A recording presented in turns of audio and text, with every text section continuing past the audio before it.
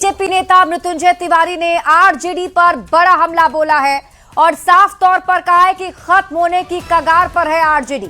RJD का समीकरण पहले ही बिगड़ गया है। बचे हुए 25 विधायक पर भी खतरा टूट का बना हुआ है। 15 से 16 विधायक कभी भी आरजेडी से टूट सकते हैं। आरजेडी में ना नीति है, ना नेतृत्व है और ना नेता बचा है। कोई भी अब आरजेडी में क्यों ही रहना चाहेगा। तो बीजेपी नेता मृत्युंजय तिवारी का यह बड़ा बयान। देखिए, राष्ट्रीय जनता दल अब समाप्ति की ओर है। पहले दो विधानसभा चुनाव में जो आरजेडी का समीकरण था वो तो ओवैसी साहब की पार्टी ने बिगाड़ दिया। अब तो धीरे धीरे करके सारे कार्यकर्ता का साथ छूटा, जनता का साथ छूटा। अब जो माननीय 25 विधायक बचे हैं उसमें 15-16 कब छोड़कर चले जाएंगे ये पता नहीं। आगे आगे देखिए होता है क्या। लेकिन आरजेडी सबसे बुरे दौर से गुजर रही है और समाप्ति की ओर है। ना नेता है, ना नीति है, ना नेतृत्व है, ना किसी का कोई वहाँ सम्मान है। तो फिर ऐसे पार्टी में क्यों कोई रहेगा। तो वहीं मृत्युंजय तिवारी के बयान पर आरजेडी और कांग्रेस ने पलटवार किया है। क्या कुछ कहा गया है आपको दिखाते हैं। 70 लाख से ऊपर वोट 2025 के विधानसभा चुनाव में राष्ट्रीय जनता दल और महागठबंधन को प्राप्त हुआ और सभी को पता है कि किस तरह से भारतीय जनता पार्टी, जनता दल और एनडीए के लोगों ने चुनाव आयोग को माध्यम बना करके चुनाव जीतने का काम किया था और 10,000 रुपए महिलाओं के खाते में भेज करके चुनावी लाभ लेने का काम किया। लेकिन जिस तरह से जनता और जनता के बीच में भारतीय जनता पार्टी 2 चुनाव में परास्त हुई है, एक बक्सर भोजपुर स्थानीय प्राधिकार विधान परिषद के चुनाव में और दूसरे भारतीय जनता पार्टी के राष्ट्रीय अध्यक्ष के चुनाव क्षेत्र बांकीपुर में भारतीय जनता पार्टी को पराजय का सामना करना पड़ा। कैसी विडंबना है। देखिए, राजद की चिंता भाजपा के प्रवक्ता को हो रही है। अरे भाई साहब, अपने सहयोगी की चिंता कर लीजिए। आपके सबसे पुराने सहयोगी जदयू में बड़ी टूट होने जा रही है। जदयू अंदर खाने टूट चुका है, चाहे वो छाताधारी संजय झा जी हो या कुकुर भोज के आयोजक ललन सिंह जी। सब के सब अपने लिए विकल्प की तलाश में हैं। बाकियों की तो चिंता छोड़ दीजिए। बढ़ते आगे और बात अगली खबर की। बिहार में शराबबंदी को लागू हुए लगभग 10 साल हो चुके हैं, लेकिन अब एक नई रिपोर्ट ने इस पूरी नीति पर फिर से बहस छेड़ दी है। देश की जानी मानी रिसर्च संस्था NCAER ने अपनी एक स्टडी में बिहार से शराबबंदी खत्म करने की सिफारिश की है। रिपोर्ट में कहा गया है कि शराबबंदी से जिन उद्देश्यों को हासिल करना था उनमें पूरी सफलता नहीं मिली है। NCAER की ये रिपोर्ट पिछले सप्ताह इंडिया पॉलिसी फोरम में पेश की गई और इस स्टडी को अर्थशास्त्रियों की एक टीम ने तैयार किया है, जिसकी अगुवाई रत्ना सहाय ने की है। NCAER की रिपोर्ट के मुताबिक शराबबंदी महिलाओं के खिलाफ अपराध रोकने में सफल नहीं रही। रिपोर्ट में यह भी कहा गया है कि शराब की कानूनी बिक्री बंद होने के बाद राज्य में अवैध शराब का कारोबार बढ़ा है और शराब की तस्करी, चोरी छिपे शराब बेचने का कारोबार भी बढ़ा है। इसके साथ ही दूसरे तरह के नशीले पदार्थों और वैकल्पिक नशे का इस्तेमाल भी बढ़ा है। रिपोर्ट के मुताबिक शराब की बिक्री बंद होने से बिहार सरकार को हर साल भारी मात्रा में राजस्व का नुकसान हो रहा है। NCAER का अनुमान है कि अगर शराबबंदी हटाकर शराब की बिक्री को नियमों के तहत शुरू किया जाए और उस पर एक्साइज टैक्स लगाया जाए तो बिहार के राजस्व में 14 से 15% तक की बढ़ोतरी हो सकती है। हालांकि राष्ट्रीय आर्थिक अनुसंधान परिषद की रिपोर्ट में यह भी कहा गया कि शराब पर बनाई गई रिपोर्ट ओवर रिपोर्टिंग भी हो सकती है। ऐसे में सवाल है कि क्या बिहार में शराबबंदी नीति पर एक बार फिर विचार करना चाहिए?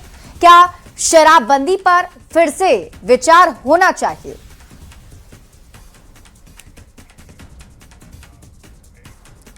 तो वहीं राजस्व एवं भूमि सुधार मंत्री दिलीप जायसवाल ने NCAER की रिपोर्ट को लेकर बयान दिया है। उन्होंने कहा कि जो लोग रिपोर्ट के आधार पर यह साबित करना चाहते हैं कि शराबबंदी के कारण सूखे नशे का उपयोग बढ़ा है, वो लोग झूठे हैं। और क्या कुछ उन्होंने कहा है, आपको दिखाते हैं। सिक्किम है, नागालैंड, मणिपुर, मिजोरम, मैंने ऐसे स्टेट का नाम लिया जहां की शराबबंदी नहीं है, लेकिन फिर भी वहां ड्रग का टॉप 5, टॉप अगर 10 भी लें तब भी जो है बिहार का नाम नहीं आता है।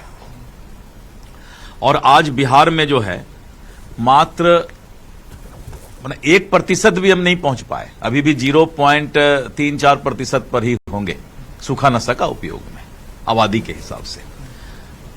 तो इसका मतलब है कि जो लोग ये साबित करना चाहते हैं कि शराबबंदी के कारण सूखा नशा या ड्रग का उपयोग बढ़ा है, वो लोग झूठे हैं। तो एनसीएईआर की रिपोर्ट को लेकर जेडीयू सांसद देवेश चंद्र ठाकुर का भी बयान सामने आया। उन्होंने कहा कि बिहार में शराबबंदी लागू है, लेकिन 100% प्रतिबंध लगाना मुमकिन नहीं है। हालांकि 70 से 75% तक ये कानून सफल है। देखिए, बिहार में शराबबंदी लागू है और मैं समझता हूं कि जितने हद तक लागू है, मैं कम से कम उतने हद तक मैं संतुष्ट हूं, क्योंकि मुझे उम्मीद नहीं थी कि इतना भी लागू हो सकेगा। लेकिन ये कहीं भी दुनिया में पूर्णतः सफल और 100% नियंत्रित हो जाए और ये लागू हो जाए ये कानून, और 100% कहीं शराब नहीं मिले, कोई नहीं बिके, नहीं सेवन हो उसका, ऐसा सोचना एकदम ही ये ख्याली पुलाव है। तो वहीं एनसीएईआर की शराबबंदी पर रिपोर्ट के बाद बिहार की सियासत भी तेज हो गई है। उत्पाद एवं मद्य निषेध मंत्री मदन सहनी ने रिपोर्ट को सही नहीं माना और शराबबंदी जारी रखने की बात कही, तो आरजेडी ने इसे विफल बताते हुए शराबबंदी लागू रहने की बात कही है। ये उनका अपना सर्वे हो सकता है, हम लोग इसको नहीं मानते हैं। और जिस उद्देश्य से हमारे नेता और पूर्व मुख्यमंत्री आदरणीय श्री नीतीश कुमार जी ने नशाबंदी करने का काम किया, हम लोग समझते हैं कि वो सफल है और इसको और सफल करने के लिए हम लोग का प्रयास जारी है। के तत्कालीन मुख्यमंत्री नीतीश बाबू ने शराबबंदी का कानून लागू कर दिया। लागू तो कर दिया, लेकिन शराब बेचने वाले, शराब का धंधा करने वाले लोगों के साथ फोटो भी खिंचाना शुरू कर दिया।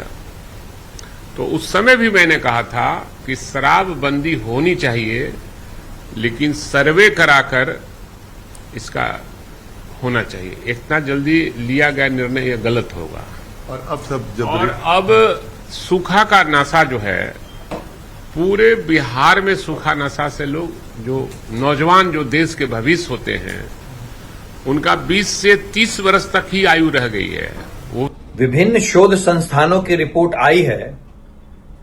बिहार की सरकार इन सभी विषयों पर विचार करती है। शराबबंदी और पूर्ण शराबबंदी का निर्णय बिहार की कैबिनेट का एक संयुक्त निर्णय था। 2016 में जब ये बात निकली तो कैबिनेट और लगभग हर राजनीतिक पार्टी ने इस निर्णय का सपोर्ट किया था।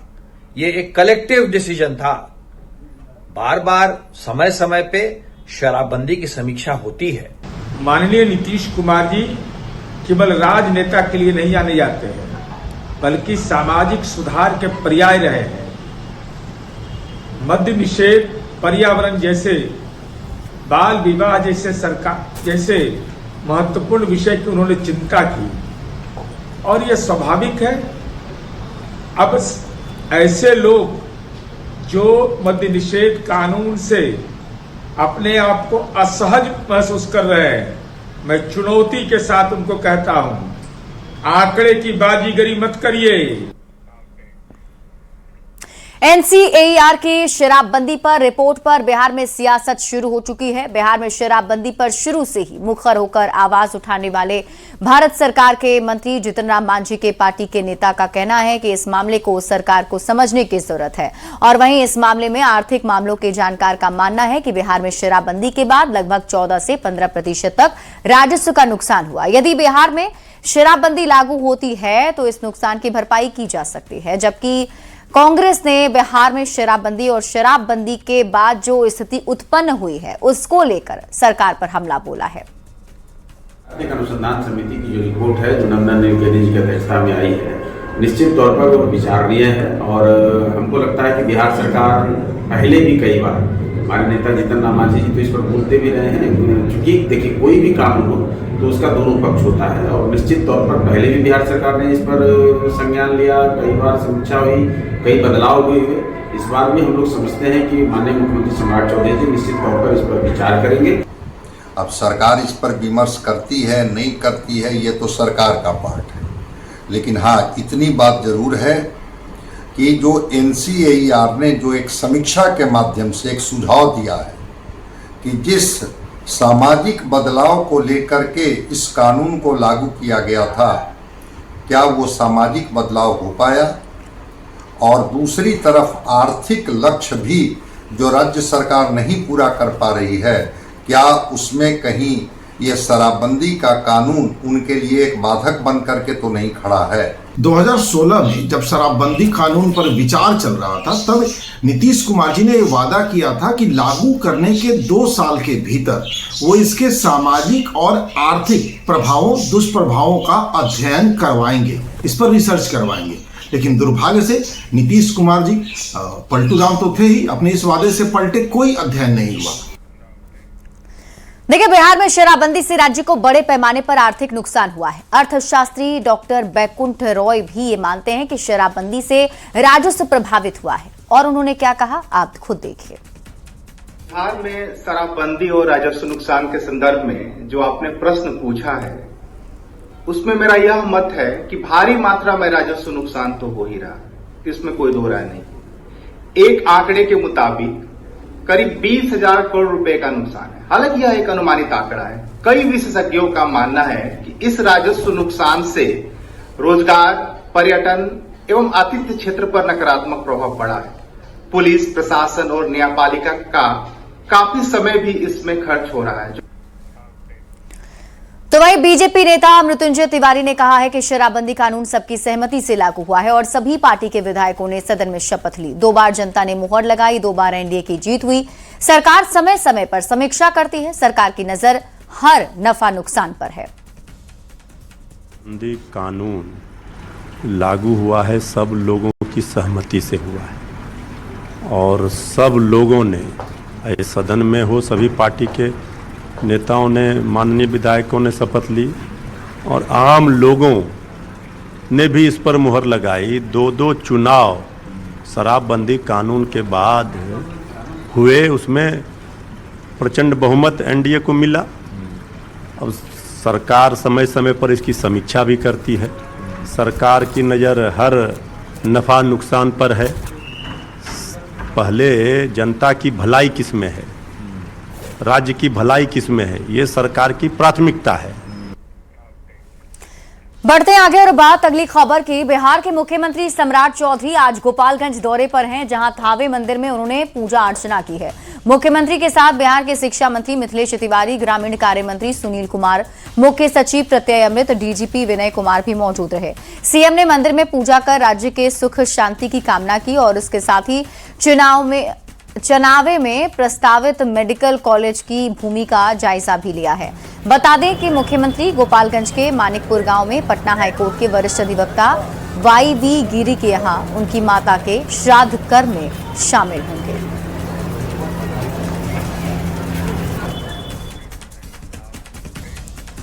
सिवान से आपको बड़ी खबर बताते हैं। दिन दहाड़े फाइनेंस कर्मी की हत्या की खबर मिल रही है। फाइनेंस कर्मी की गोली मारकर हत्या कर दी गई। फाइनेंस कर्मी को 4 गोलियां मारी गई हैं। बाइक सवार अपराधियों ने गोलीबारी की वारदात को अंजाम दिया है। तरवारा बाजार में इस वारदात को अंजाम दिया गया। वारदात के बाद इलाके में सनसनी फैल गई है। सैलून से दाढ़ी बनवाकर नीतीश घर लौट रहा था। इसी दौरान बाइक सवार बदमाशों ने घटना को अंजाम दिया है। वारदात को अंजाम देने के बाद बाइक सवार अपराधी मौके से फरार हो गए। घटना की सूचना मिलते ही पुलिस मौके पर पहुंची और पूरे मामले की जांच शुरू कर दी गई है। पुलिस अपराधियों की पहचान और गिरफ्तारी के लिए आसपास लगे सीसीटीवी कैमरों को खंगाल रही है। दिन दहाड़े हुई इस हत्या से इलाके में दहशत का माहौल है। फिलहाल हत्या के पीछे की वजह क्या है और अपराधियों ने फाइनेंस कर्मी को निशाना क्यों बनाया, इसकी जांच पुलिस कर रही है। मेरे चाचा लगते हैं रिश्तेदार में, हम लोग घर पे थे तो फोन आया जी, इनको गोली मार दिया गया है। हम लोग स्पॉट पे पहुंचे तो बोला वहाँ का जो एक दो आदमी था कि 2 बाइक से था और गोली मार के भाग गया था। अच्छा। फिर उसके बाद आके देखा भी कि मतलब मरे है कि जिंदा है। उसके बाद हम लोगों को कुछ ग्रामीण जो सूचना मिला, हम लोग भागे आए, तब तक ये मतलब एक्सपायर हो गए थे। देखिए कि मार के फेंका हुआ 5 मिनट पहले हम उधरे से निकले हैं। हाँ। अब बैंक चेक कर रहे हैं, उसी फोन आ रहा है कि इस तरह का घटना होटल में है। तो बढ़िया कि देखे कि गिरा हुआ है तो उठा कर तुरंत हॉस्पिटल ले आए। तो मतलब ये जानकारी क्या मिली आपको, कहाँ घटना घटी थी, कैसे घटना घटी है? घटना घटे मैंने इसके विषय में हम ना बताएंगे कैसे घटा है। तो आप लोग उस समय गश्ती में थे? हाँ, गश्ती में थे। और अगली खबर मुंगेर से है, जहां मॉडल सदर अस्पताल में मरीज की मौत के बाद परिजनों के हंगामे से स्वास्थ्य सेवाएं प्रभावित हो गई हैं। मंगलवार देर धीरज कुमार की इलाज के दौरान मौत हो गई थी। परिजनों ने डॉक्टरों और स्टाफ पर इलाज में लापरवाही का आरोप लगाया। हंगामे के बाद अस्पताल की इमरजेंसी और ओपीडी सेवा बंद रही। इलाज के लिए पहुंचे मरीज काफी परेशान दिखे। स्थिति को देखते हुए अस्पताल में बड़ी संख्या में पुलिस बल तैनात किया गया। परिजनों ने जांच और कार्रवाई की मांग की है। हमार बेटा इमरजेंसी में अले तो जांच लिखल परसों अले तो जांच करलक, कल बोले के जांच ला, कल अले हमार बेटा जांच ला, जांच ला अले आ कहना वना करिए बेटा रे जांच ला कहीं कहीं हॉस्पिटल के दवा में करिए बेटा, वहाँ मार देते बेटा कल के आज समझा जहाँ अले यहाँ डॉक्टर कल के आपको मरती भर्ती होना पड़ेगा, नहीं तो पाथी नहीं है, प्लेटलेस कम है। हाँ। नीरज कटरिया पंचायत, ये नीरज कुमार है। उनकी एज लगभग इन्होंने बताया है कि 28 से 30 साल के आसपास हो रही है। तो उनके डेथ के बाद सारे लोग जो हैं यहाँ उपस्थित हुए हैं और इन लोगों की कई मांगे थी। मांग के दौरान इनका ये कहना है कि वो तो अब चले गए डॉक्टर पे, ये लोग कुछ कार्रवाई करना चाहते हैं। आगे वो जाँच का विषय है, उस पर वो काम होगा। लेकिन वर्तमान स्थिति में ये है कि इन लोगों को क्या सरकारी लाभ मिल सकता है, उसी संदर्भ में हम लोग अभी यहाँ उपस्थित हुए। खबर आरा से, जहां बेहिया रेलवे ओवरब्रिज पर बालू लदे टेलर ने हाइट बैरियर में जोरदार टक्कर मार दी। हादसे में टेलर का अगला हिस्सा बुरी तरह क्षतिग्रस्त हो गया है। ड्राइवर और खलासी बाल बाल बच गए हैं, लेकिन ड्राइवर को सिर में हल्की चोट आई है। ड्राइवर ने बताया कि वो बीटा से बालू लेकर यूपी के सिद्धार्थ नगर जा रहा था। घटना की सूचना पर पुलिस मौके पर पहुंची। स्थानीय लोगों ने क्षतिग्रस्त बैरियर जल्द ठीक कराने की मांग की है।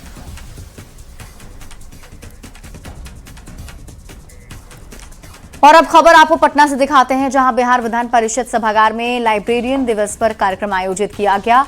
All Bihar trend librarian association की ओर से आयोजित समारोह का उद्घाटन राज्यपाल सैयद अता हसनैन ने किया। कार्यक्रम में मंत्री संजय सिंह टाइगर, विश्वविद्यालय के कुलपति, अधिकारी, प्रोफेसर और लाइब्रेरियन मौजूद रहे। इस दौरान कई लाइब्रेरियन और प्रोफेसरों को सम्मानित किया गया। वहीं राज्यपाल ने कहा कि असली ज्ञान लाइब्रेरी से मिलता है। उन्होंने फिजिकल और ई लाइब्रेरी को साथ लेकर चलने की जरूरत बताई। साथ ही उन्होंने लाइब्रेरियन के रिक्त पद जल्द भरने के निर्देश भी दिए। हमने से शायद ही कोई होगा जिसने कभी न कभी पुस्तकालय से नाता न जोड़ा होगा। पहले आपको कुछ शोध करना हो, कुछ तथ्य इकट्ठा करना हो, कुछ ऐतिहासिक दस्तावेज की जानकारी लेनी हो, तो पुस्तकालयों के अलावा कोई विकल्प नहीं था। और डॉक्टर संजीव सिंह जी कह रहे थे कि अब ई लाइब्रेरी का जमाना आ गया, तो लाइब्रेरी बनने चाहिए, आधुनिक बनने चाहिए। बहुत बढ़िया दिन है लाइब्रेरी दिवस, लाइब्रेरियंस का दिवस। मुझे मालूम नहीं था कि लाइब्रेरियंस डे का भी डे होता है कोई, और बहुत खुशी हुई है जान करके, क्योंकि ज्ञान और विद्या के साथ यही कनेक्शन है। मैंने आश्वासन दिया है आज कि बिहार की यूनिवर्सिटीज के अंदर हम जितने लाइब्रेरियन के पोस्ट हैं, असिस्टेंट लाइब्रेरियन के पोस्ट हैं जो खाली पड़े हैं, उनको भरने की कोशिश करेंगे। और अब खबर दरभंगा से, जहां हर घर तिरंगा यात्रा कार्यक्रम के तहत बीजेपी ने 5 किलोमीटर लंबी भव्य तिरंगा यात्रा निकाली और इस तिरंगा यात्रा में बीजेपी प्रदेश अध्यक्ष संजय सरावगी और जिला प्रशासन के अधिकारी मौजूद रहे। ये अभियान स्वतंत्रता दिवस के मौके पर 14 अगस्त तक आयोजित रहेगी। यात्रा में शामिल लोगों के हाथों में तिरंगा नजर आया और पूरे इलाके में देशभक्ति का माहौल बना रहा। यात्रा के दौरान जगह जगह लोगों में देशभक्ति का जज्बा और उत्सव का माहौल देखने को मिला। इस दौरान भारत माता की जय और वंदे मातरम के नारे लगाए गए। यात्रा निकल रही है इस बार बिहार सरकार के माध्यम से। पटना में माननीय मुख्यमंत्री जी के नेतृत्व में निकली। 12 तारीख को आज प्रत्येक जिला में बड़ी तिरंगा यात्रा निकल रही है। उसके बाद प्रखंडों में, गांव में, और यह 9 अगस्त से लेकर और 17 अगस्त तक यह पूरी तिरंगा यात्रा पूरे देश में और बिहार में चलेगी। देश के हजारों लोग और हजारों सैनिक देश को आजाद करने के लिए अपनी आहुति दी। आज देश भर में करोड़ों जनता जो है आज ये यात्रा तिरंगा यात्रा निकाल रहा है। उनके प्रति सच्ची श्रद्धांजलि आप सबों से भी विनम्र प्रार्थना है कि आप अपने चैनल के माध्यम से भी आग्रह करिए कि हर घर तिरंगा अपने। आज आप हर घर तिरंगा प्रोग्राम के तहत आज तिरंगा यात्रा निकला और बुरी चौक से लेके नेता होते हुए टावर होते हुए लोहिया चौक तक। इसमें काफी ज्यादा सहभागिता हुई और ये हम लोग का आज़ादी का प्रतीक है तिरंगा। इसके आन शान बान को बढ़ा के रखना है। मेरा सभी जिलेवासियों से अनुरोध है कि जो हर घर तिरंगा चलता है इस दौरान अपने छतों पर जरूर तिरंगा झंडा लगाएं। पश्चिम बंगाल के 4 युवा बाइक राइडिंग कर देश भर में रोड सेफ्टी का संदेश दे रहे हैं और शहर शहर भ्रमण कर रहे हैं। 3 लड़के और 1 लड़की ने इस मुहिम की शुरुआत बिहार से की और इस दौरान सभी पटना पहुंचे। युवाओं ने साफ कहा कि गति नियंत्रण, नशे से दूरी, मोबाइल का प्रयोग वर्जित, हेलमेट का प्रयोग, सभी संदेश दिए जा रहे हैं और दुर्घटना से कैसे बचाव करें इस बात की भी जानकारी दे रहे हैं। पटना के बाद सभी नेपाल और फिर लद्दाख का सफर पर निकल चुके हैं। जायजा लिया है न्यूज 18 संवाददाता रजनीश कुमार ने। पश्चिम बंगाल के 4 युवा हैं जो देश भ्रमण पर निकले हैं और बाइक पर सवार होकर युवाओं के बीच लगातार रोड सेफ्टी को लेकर संदेश देते नजर आ रहे हैं। पटना में भी पहुंचे हैं और देखिए कि किस प्रकार से इनका जो लुक है, यानी जो अगर बाइक सवार हैं उन्हें किस प्रकार से सावधानी बरतनी चाहिए, क्योंकि लगातार दुर्घटना के शिकार होते हैं और कई की मौतें रोज हो रही है। तो इन लोगों ने मुहिम चलाना शुरू कर दिया है कि आखिर बाइक चलाते समय क्या सब सावधानियां बरतनी चाहिए। इसको लेकर उत्तर, दक्षिण, पूरब, पश्चिम तमाम दिशाओं में देश भर में ये लोग जो है सफर पर निकल पड़े हैं। सोमा सिंह है। हाँ, हम लोग वेस्ट बंगाल से आए हैं इधर। अभी तो हम लोग नेपाल के लिए निकल हैं। तो यही बोलना चाहूंगी, बाइक राइड करना अच्छी बात है। बहुत ट्रैफिक हो गया है इधर, तो सेफ्टी के लिए आपको हेलमेट पहनना चाहिए और राइडिंग गियर्स होना चाहिए, राइडिंग जैकेट पहनना चाहिए। और राइडिंग के मतलब ये नहीं है बहुत ज़्यादा स्पीड में जाना चाहिए। आपको थोड़ी थोड़ी देर में रुक के पानी पीना चाहिए, खाना खाना चाहिए। और सेफ्टी के लिए आप बोलूँगी तो आप ओवर स्पीड ना चलाए, धीरे से जाइए, ठीक है। मतलब जो युवा बाइक चलाते हैं उनसे क्या कहना चाहेंगे? हमेशा हेलमेट लगा के बाइक चलाए, ओवर स्पीड ना करे, हमेशा सेफ्टी के लिए हेलमेट रखना चाहिए। क्या नाम बताए? देवाशीष सिन्हा। बिल्कुल। इस बॉक्स में क्या रखे हैं? इस बॉक्स में गैजेट वगैरह है, कपड़ा है। जरा मैं चाहता हूँ एक बार दिखाइए आप इसमें क्या सब है। तब तक मैं बात करता हूँ, जरा दिखाइए कितनी सेफ्टी का आप ख्याल रखते हैं।